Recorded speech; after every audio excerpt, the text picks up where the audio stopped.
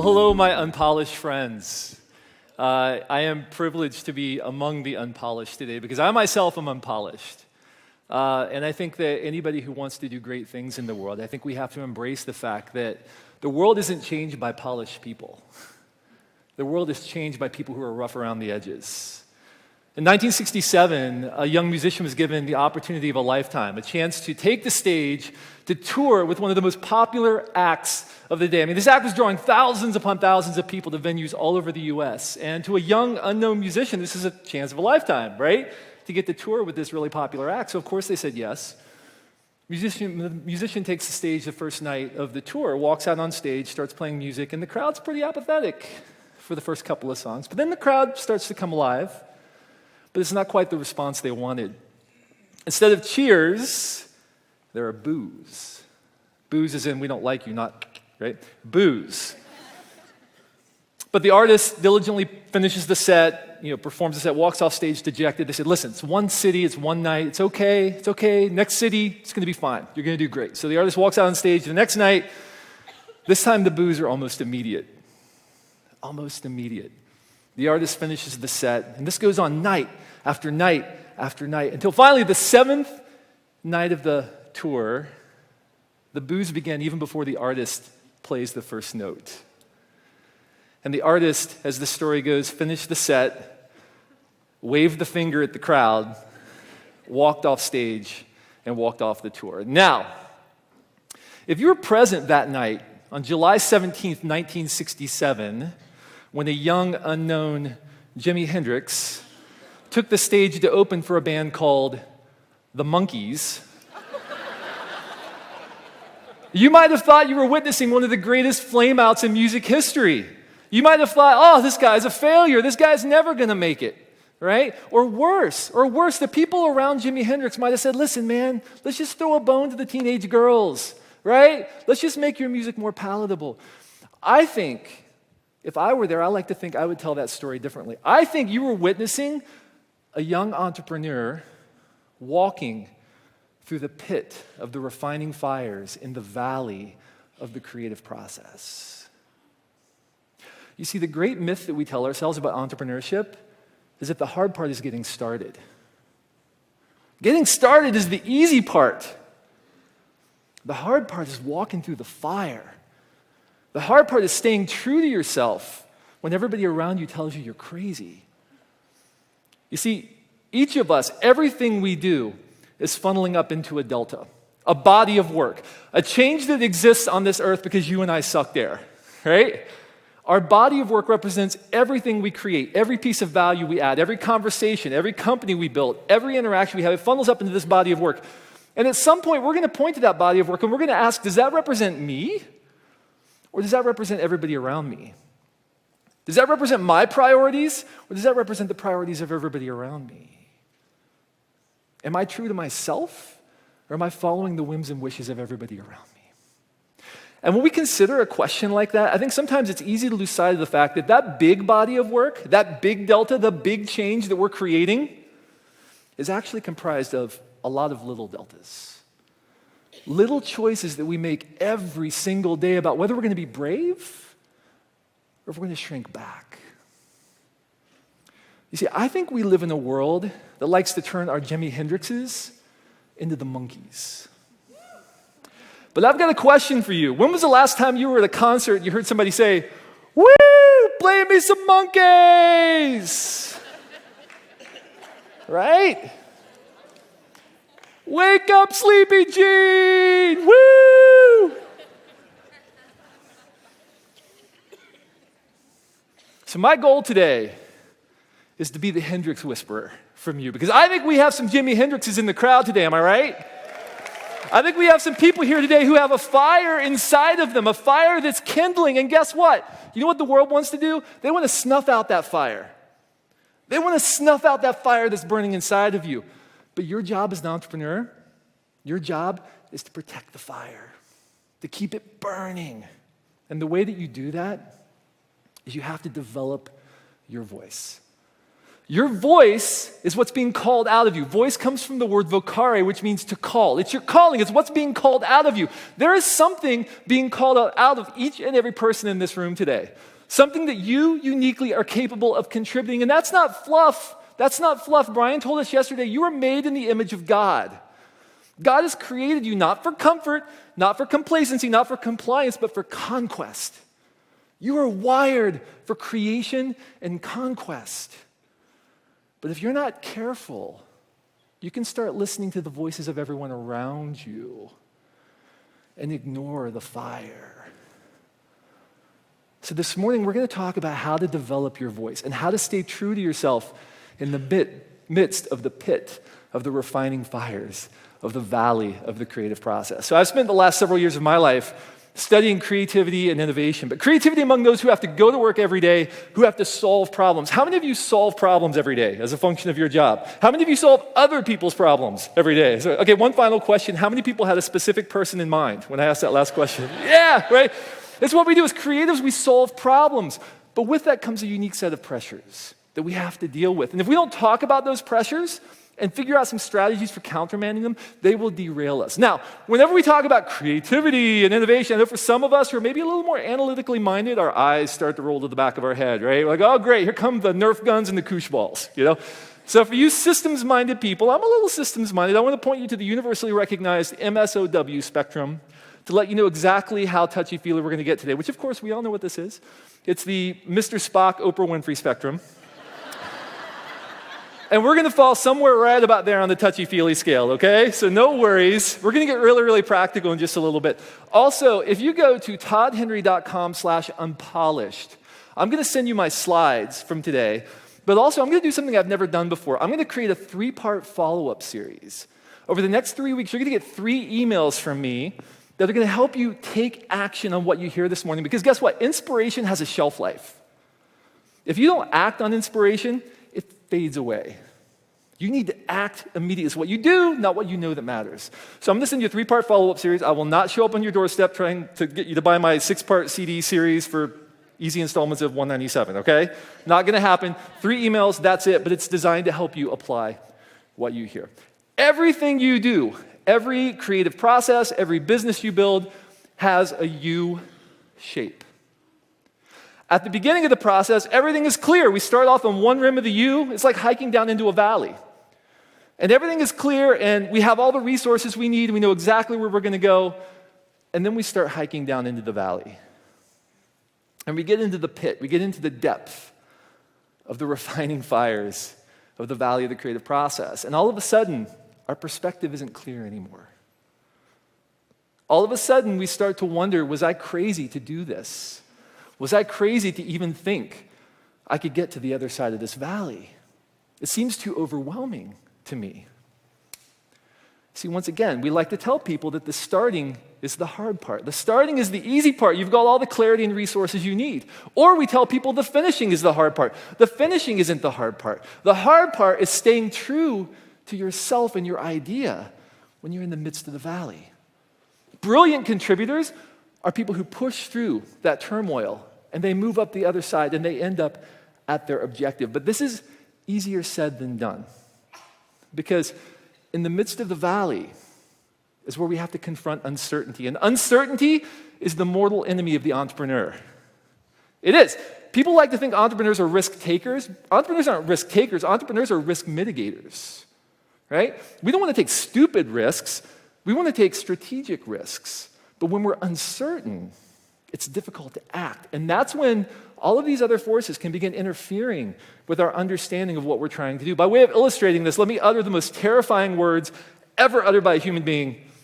Let me show you a magic trick I just learned, okay? I'm going to put 5 cards up on the screen. I want everyone to focus on one card. Choose one card. I'm going to test you on this. One card, okay? Everybody have your card? Just nod at me. Great. I'm going to remove the 5 cards. I'm going to shuffle them. I'm going to take one card away, put it in my back pocket. I'm going to put 4 of those cards back up on the screen. How many people see your card? Nobody? 3 people? Greatest magic trick ever. Thank you. Have a great day, Unpolished. Thank you. No. Actually, these are 4 entirely different cards than the ones I put up the first time. Those of you who raised your hands, come see me after. I have people I can refer you to. It's fine, no problem, right? Why does this trick work? Anybody? Why does this trick work? Yeah, I gave you a problem to solve, and you performed brilliantly, with a few exceptions. You performed brilliantly, you did. But in so doing, you ignored the context of the problem. So when I switched up the context, many of you didn't notice because you were so obsessed with solving the problem. Kirk Perry told us yesterday, it's so easy as entrepreneurs to be a problem looking for a solution.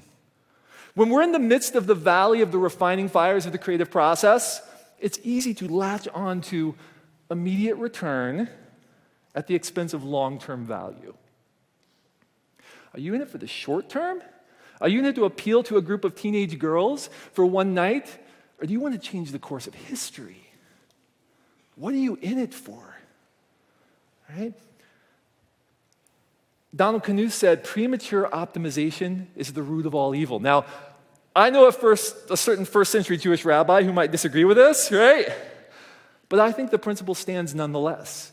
Premature optimization. We get an idea and we latch onto it and we optimize everything around it and we ignore the context and we become a solution looking for a problem. This can happen to us in the valley, and there are a couple of forces that cause this to happen. I want to share them with you, and then we're going to talk about some strategies to help overcome them. The first one is fear. Fear is when the perceived consequences of failure outweigh the perceived benefits of success. So we don't act, we become paralyzed. A couple of years ago, there was a movie called The Village. It was about a 17th century village that lived in a clearing in the woods, and all of the elders of the village told everyone else, don't go into the woods, because in the woods live those we don't speak of. Those we don't speak of. And spoiler alert, right? So if you don't want to hear this, lean back, close your ears. The guy was dead the whole time. Oh, wait, wrong movie. No. Spoiler alert. There was nobody in the woods. It was a ruse designed to keep people in the village.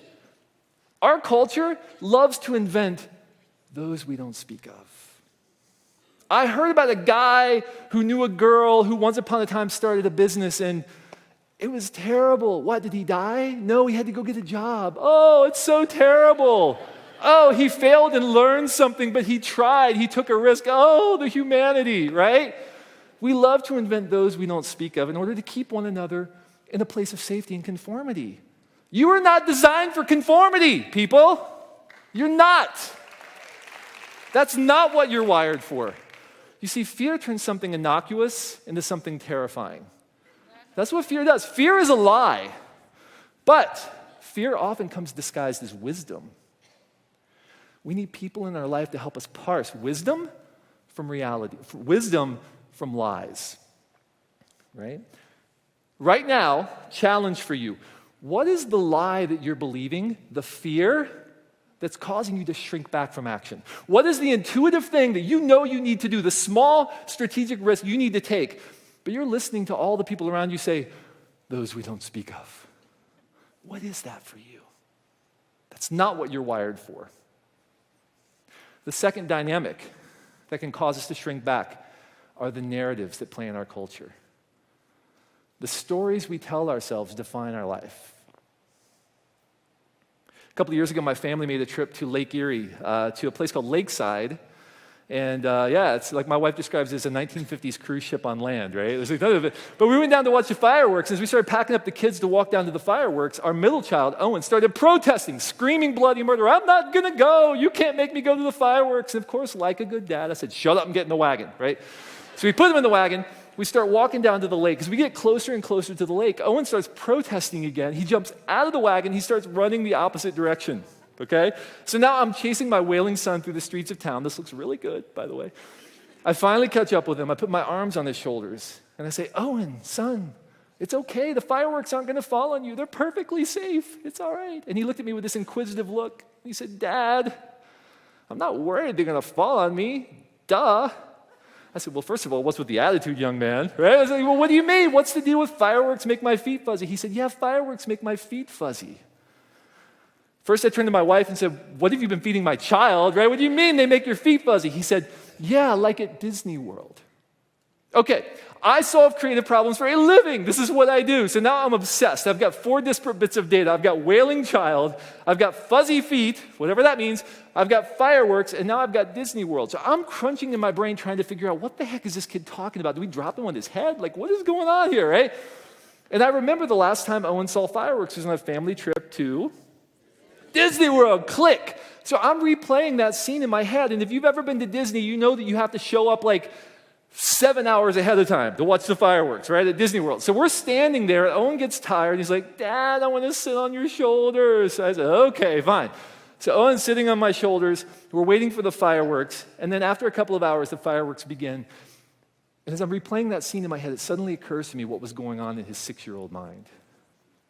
What happens when you spend a couple of hours sitting on someone's shoulders? What happens to your legs? They fall asleep. Something that hadn't occurred to him until his fireworks-induced startle, right? So my son walked around for a year with the assumption that fireworks make his legs immobile. So we had a little talk about causation and correlation. I don't think he quite got it, right? It's really cute in that scenario, but I do the same thing. You do the same thing. Whenever we don't understand something, we invent a story because the human mind hates a vacuum. So we develop false causalities, false causations. In our mind, we invent stories, and the stories we tell ourselves are the stories we allow into our mind are what define our life. Psychologist Martin Seligman said there are 3 things we do with these stories. Number 1, we make them personal. Number 2, we make them permanent. And number 3, we make them pervasive. Personal. I failed, so I must be a failure. Pervasive. I failed here, so I'm going to fail everywhere. Right? Permanent. I failed once, so I will fail always.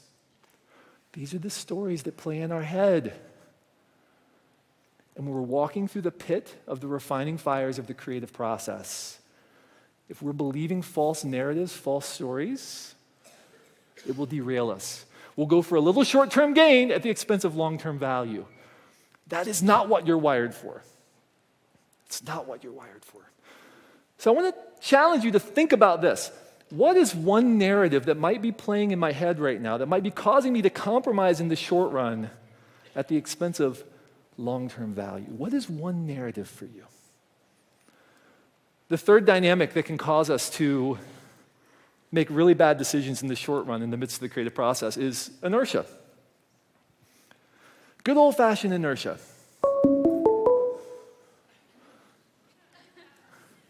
Okay. I thought something great was going to happen, but apparently not. All right. Good old-fashioned inertia, right? Khalil Gibran said this, "Verily the lust for comfort murders the passion of the soul, and then walks grinning into the funeral."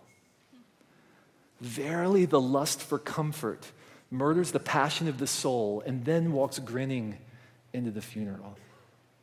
It's so easy for us to believe the lie that our culture tells that the goal of life is comfort. The goal of life is not comfort. Friends, you're not wired for comfort, you're wired for conquest. See, I think the love of comfort is often the enemy of greatness in our life. You cannot build a brilliant body of work and be chasing comfort at the same time. Those who build a brilliant body of work are those who do the right thing, even when it's the uncomfortable thing. Where in your life are you too comfortable? Where are you protecting and preserving your comfort instead of taking new ground? So how do we begin to countermand these dynamics? Fortunately, we have the stories of many who have done so over the course of time. Steve Martin, the famed comedian, the famed actor, the famed novelist, the famed screenwriter, the famed bluegrass banjo player, for crying out loud. Here's a guy who has continued to evolve and develop his voice over time, and he said this, "I was seeking comic originality, and fame fell on me as a byproduct. The course was more plodding than heroic. I did not strive valiantly against the doubters, but took incremental steps, studded with a few intuitive leaps." Let's talk about how we make those intuitive leaps. There are 3 things that comprise a compelling, resonant voice, and 3 things that will help you get through the fires of the refining fires, the fires of the refining fires. That was repetitively redundant.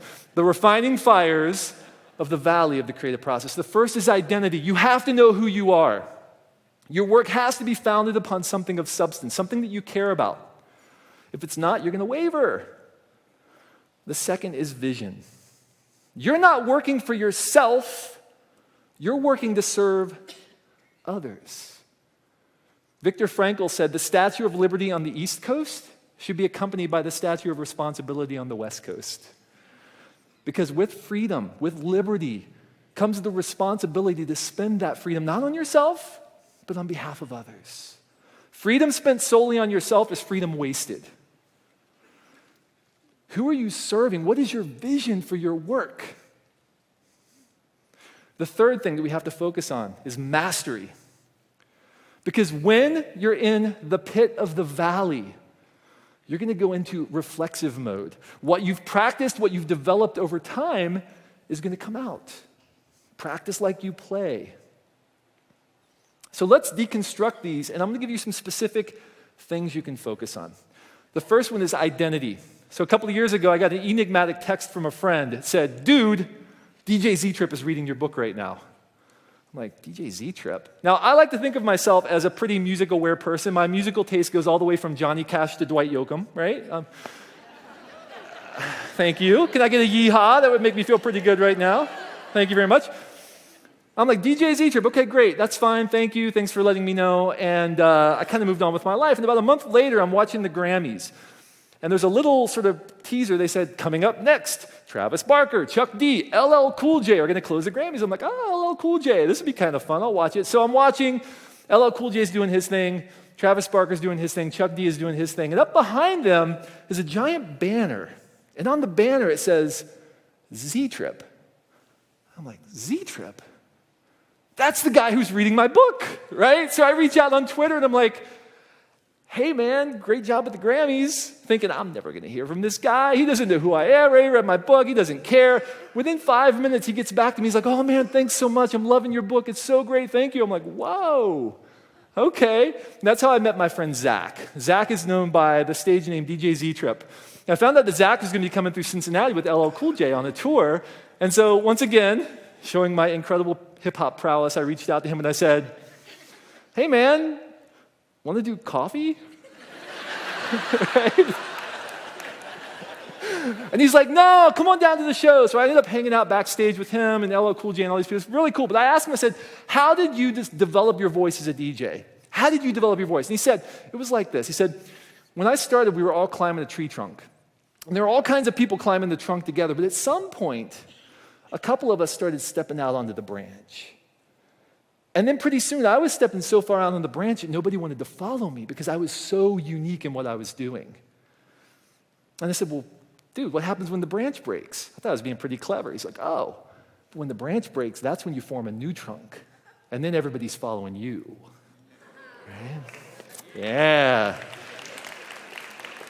And I left with my tail between my legs. No, but what does this mean? It means that if we want to do great work, we have to make bold decisions. You can't do everything. If you're saying yes to everything, you're saying yes to nothing. To decide comes from the root word that means to cut off. You have to make bold decisions. Step out on a branch. What is the branch you know you need to step out on? In order to do this, you need to define your through line. You need to define the compelling why. We could call this your productive passion. This word passion comes from the root word that means to suffer. To suffer. When we talk about being passionate about something, it means we're willing, if necessary, to suffer on behalf of it because we care so deeply about it.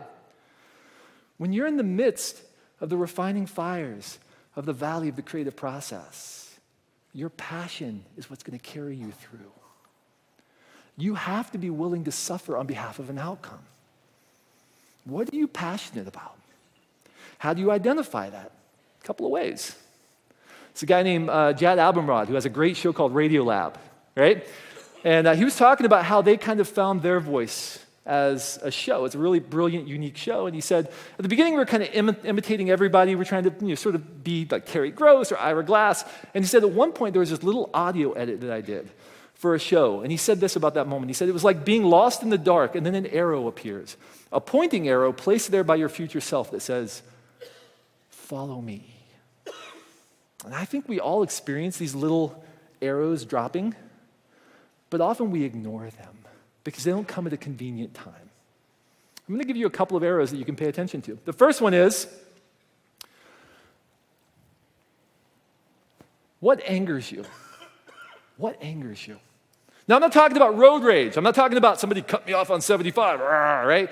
I'm talking about compassionate anger, to suffer with. What fills you with compassionate anger? Right? What makes you think, somebody needs to do something about that? It's a great sign, a great clue. The second one is, what makes you cry? Or guys, what makes you feel like you have something in your eye, right? I'm profoundly moved by the stories of underdogs. I am. So I've watched movies like Rudy. Have you guys seen this movie, Rudy? I've seen it like 100 times, right? Recently I'm watching the movie. My wife comes downstairs. I've got lots of stuff in my eye. He's like, what are you doing? Why are you crying? I'm like, he's so small, but he's playing so well. They're going to carry him off the field. It's beautiful, right? I'm moved by the stories of underdogs. And guess what? I get to work with a lot of underdogs in my line of work. I do. And as a result of that, it fuels me. It gets me through the pit when things get difficult. What is that for you? What moves you emotionally? And how can you apply it to your work, to your business? Another one is, what obsesses you? What problem do you find yourself obsessing on after everybody else has given up? What is that? Where in your life has that happened? Again, that's a great clue to your productive passion. And finally, what gives you hope? I'm talking like fire and brimstone falling from the sky, cats and dogs living together, but you're like, I think it's going to be okay. What is that for you? Okay, these are great clues. Go back and look at your life and ask yourself, when have I experienced this, and how can I apply that to what I'm doing right now? The second element is vision. You're not building a business for yourself. You're building a business to serve others. It's about the value you create. It's about where you're leading other people. So, define your intended audience. And by that, I'm not talking about a demographic. I'm not talking about a psychographic. I'm not talking about some cross-section. I'm talking about one person. One person. Who is the one person for whom you are doing your work? Take a picture of them. It might get a little creepy. You might have to do a little, sort of behind a bush or something. Take a picture of them, print it out, put it on your wall, so that when you're in the midst of the valley, you can look at that picture and say, I'm not going to let you down. I'm not going to let you down. Because this isn't for me. This is for you. Who is that great motivator in the midst of the valley? Okay? And then finally, mastery. How will you get there? You have to have daily practices in your life, daily things that you're doing that are planting seeds, not for today, but they're going to reap a harvest tomorrow. This is a practice I learned from Brian Tome, something I call the dailies. And the dailies is a set of practices that I do every single day, even when I don't feel like it. I'm going to tell you a little secret. I've written 3 books in 5 years. That represents 300, 400,000 words that I've written. Here's the little secret. You ready? I hate to write. I do. I hate to write. I don't like it. I don't look forward to it. But you know what? I write every day. Every single day I write. Why? Not because I love to, but because I know if I want to stay in game shape, if I want to be ready to deliver when an opportunity comes, I have to be in game shape all the time. I have to be battle ready at a moment's notice. I need daily practices, rhythms in my life to keep me there. What is that for you? Are you going to do one act of business development every day? Are you going to reach out to a potential customer? Are you going to write every day? Are you going to have a strategic conversation with somebody on your team? Are you going to have a peer that you connect with every day to talk about what you've done that day? Right? What is that for you? You have to have a set of daily practices that keeps you in game shape, keeps you battle ready. Because here's the thing. If you're not ready when opportunity comes knocking, opportunity is going to find someone else. You have to prepare yourself for the moment when it matters. Okay. So in just the final couple of minutes we have together, I think we need to address an important question, which is why? Why is voice important? Right? Why? Because if you don't pay attention to what fuels you, if you don't pay attention to that little intuitive hunch, if you make little short-term compromises at the expense of long-term value, you will never step into your sweet spot. You will never find the place of maximum value, the place where you can contribute something nobody else could possibly contribute. If you don't do it, it's not going to get done. One of my favorite thinkers is a guy named Thomas Merton. And he wrote this. He said, "There can be an intense egoism in following everyone else. People are in a hurry to magnify themselves by imitating what is popular and too lazy to think of anything better. Hurry ruins saints as well as artists. They want quick success, and they're in such a hurry to get it, they cannot take time to be true to themselves. And when the madness is upon them, they argue that their very haste is a species of integrity." They want quick success, and they're in such a hurry to get it, they cannot take time to be true to who? To who? And when the madness is upon them, when the voices are coming, when the narratives are flaring, when the fear is firing up, when inertia says, hey, just chase a little bit of comfort, they justify their decisions as a species of integrity. I had to do it. It's what everybody wanted from me. It seemed like the right decision at the time. And in so doing, they sell themselves out in small ways. And in the end, they have deep regret. They've allowed their rough edges to be polished off by culture. That's why since the beginning of our company, we've had a saying, cover bands don't change the world. Okay. A cover band's a band that plays other people's music. And guess what? Cover bands fill clubs. Cover bands make money. They do. But nobody goes home talking about the band. They go home singing the music. I don't know about you, but I don't want to be a cover band. I want to be a music maker. Do you want to be a music maker? Yeah. To do that, we have to commit to a sense of who we are. We have to commit to our idea, even in the midst of the refining fires in the valley of the creative process. And if we do that, then someday, when we point to that delta, we can say, yes, that represents me. Not everybody else, not everybody else's whims and wishes. That represents me. Represents my priorities, my vision, the thing that God has planted inside of me uniquely. So my strong urge to you, my unpolished friends, is this.